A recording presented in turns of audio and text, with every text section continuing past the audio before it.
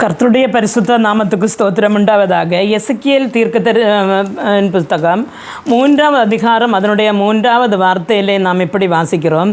மனுபுத்திரனே, நான் உனக்கு கொடுக்கிற இந்த சுருளை நீ உன் வயிற்றிலே உட்கொண்டு அதனால் உன் குடல்களை நிரப்புவாயாக என்றார். அப்பொழுது நான் அதை புசித்தேன், அது என் வாய்க்கு தேனை போல தித்திப்பாக இருந்தது என்று காணப்படுகிறது. அருமையான தேவனுடைய பிள்ளைகளே, அந்த எசேக்கியேல் புரோகிதனோடு தேவன் சொல்லுகிறார், நான் ஒரு சுருளை காட்டி கொடுக்குறார், நீ இதை சாப்பிட்டு உன் வயரை நிரப்பு அப்படின்னா. அப்போ அவர் சொல்லுறார், நான் அதை சாப்பிட்ட போது அது தேன் போலவும் நல்லா இனிமையாக இருந்தது என்று சொல்லி வசனம் சொல்லுகிறது. தேவனுடைய வார்த்தை என்று சொல்லுகிறது, தேனிலும் தெளித்தேனிலும் அதிமதுரமாக இருக்கும் என்று சொல்லுகிறது. அப்போது அந்த சுருளை புசித்தான் என்று சொல்லும் பொழுது நாம் வசனத்தை வாசித்து அதை உட்கொண்டு நம்முடைய இருதயத்திலே அதை கிரகிக்கணும், அதை அப்படியே நம்ம ஸ்டோர் பண்ணி வைக்கணும். அதில் ஆசீர்வாதங்கள் அது கர்த்தர் நடத்துகிறது. அப்படி ஸ்டோர் செய்து வைக்கணும். அப்போ அதில் 4வது வார்த்தையில் அவர் என்ன சொல்லுகிறார் என்று சொன்னால், பின்பு அவர் என்னை நோக்கி, மனுபுத்திரனே, நீ போய் இஸ்ரவேல் சந்ததியிடத்தில் சேர்ந்து என் வார்த்தைகளை கொண்டு அவர்களோட பேசு என்று சொல்லுகிறார்.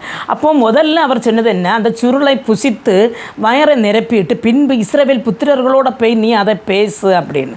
அப்போது நான் வசனங்களை நன்றாக படித்து அறிந்து அதை அனுபவித்து அப்படின்னு சொன்னால், படித்து அறிகிறது மட்டுமல்ல, அந்த கண்டது காண்கிறது மாத்திரமல்ல, ஆனால் அதை புசிக்கணும் அப்படின்னு சொல்லி நம்முடைய இருதயத்தில் ஏற்று நம்முடைய வாழ்க்கையில் நாம் புசிக்கிற ஆகாரம் எப்படி நம்முடைய உடலுக்கு பலனாக இருக்கிறதோ அதே போல் நம்ம வாசிக்கிற தேவனுடைய வசனங்களும் நாம் தேவனிடத்திலிருந்து பெற்றுக்கொள்ளுகிற நன்மைகளும் நாம் அதை உள்ளத்திலே கிரகித்து அடுத்தவர்களோடு அதை சொல்லி அவர்களையும் தேவனுடைய பாதத்திலே நடத்த நாம் முற்பட வேண்டும். அப்படிதான் தேவனுடைய கட்டளைகள் நமக்கு நிறைவேற்ற முடியும். ஜெபம் பண்ணுவோம். எங்களை மிகவும் அன்பாக நேசித்து வழி நடத்துகிற நல்ல தகப்பனே, ஆண்டவரே, இந்த மெசேஜை கேட்டுக்கொண்டிருந்த ஒவ்வொரு பேரையும் உமது கரங்கள் தருகிறேன் ஆண்டவரே.